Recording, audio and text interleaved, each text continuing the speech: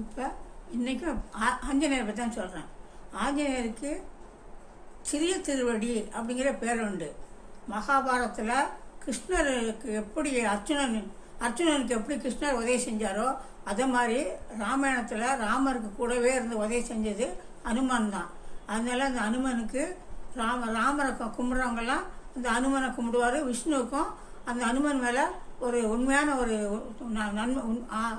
உண்மையான ஒரு ஊழியன், அவர் ஒரு உண்மையான சேவகன், உண்மையான ஒரு நட்பானவன், அதோட தன்னலம் இல்லாமல் தனக்குன்னு எதிர்பார்ப்பு இல்லாத ஒரு உண்மையானவன் அப்படிங்கிறதுனால விஷ்ணுவுக்கும் அந்த அனுமன் மேலே ஒரு பக்தி உண்டு.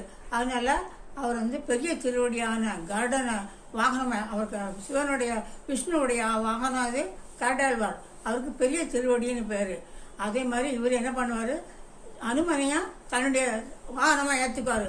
அப்போ அவருக்கு பஸ் சிறிய திருவடின்னு பேர். அந்த வாகனமாக ஏற்றுக்குள்ள அந்த யாருக்கும் கொடுக்காத சக்தியாக அனுமனுக்கு கொடுக்குறாரு. அனுமன் அதாவது சிவன் ஒரு ஒளிமயமான ஒரு பெரிய அவர் தோற்றத்தை காட்டுறாருல்ல, அதை மாதிரி உயர்ந்தரமான ஒரு உருவத்தை காட்டக்கூடிய சக்தி விஷ்ணுவுக்கு இருந்தது.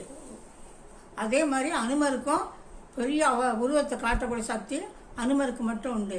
அந்த அனுமனை கும்பிடும்போது பிரிஞ்சு இந்த தம்பிகள் ஒன்றா சேருவாங்க, கஷ்டப்பட்ட குடும்பம் நல்ல நிலைக்கு வரும் அப்படிங்கிறது ஐதீகம். ஒரு சும்மா ராமருடைய படத்தை வச்சு கும்பிட்டாலே ராமான்னு சொன்னாலே அந்த இடத்துல நிச்சயம் ஆஞ்சநேயர் வந்துடுவாருங்கிறது ஒரு ஐதீகம்.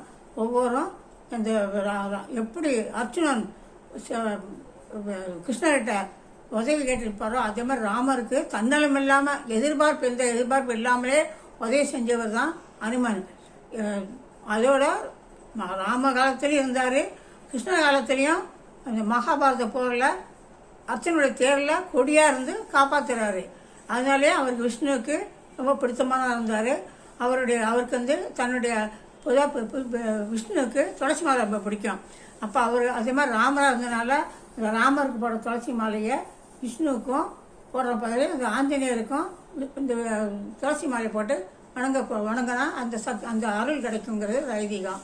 அதோட நம்ம வடமாலை சாத்திரமில்ல, அந்த ராவண யுத்தத்தில் ராவணன் அரக்கப்படைகளை வடை மாதிரி தட்டி தூக்கி எறிஞ்சிட்டாருங்கிறதுக்காக தான் அந்த வடமாலை சாத்தி அவரை கும்பிடுறோம்.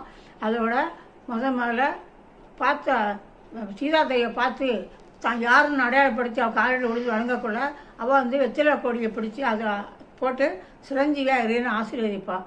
அந்த ஆசீர்வாதம் பெற்றனாலையும் அவருக்கு வெற்றிலை மாலை போடுறோம். அப்புறம் வானங்களுக்கு பிடித்தமான வானரான குரங்களுக்கு பிடித்தது வாழைப்பழம், அதனால் அந்த வாழைப்பழ மாலையும் அந்த ஆஞ்சநேயருக்கு சாத்துவாங்க. இப்படி எது அவருக்கு பிடிக்குமோ அதை சாத்தினா நிச்சயம் அவருடைய அருள் கிடைக்குங்கிறது நம்பிக்கை.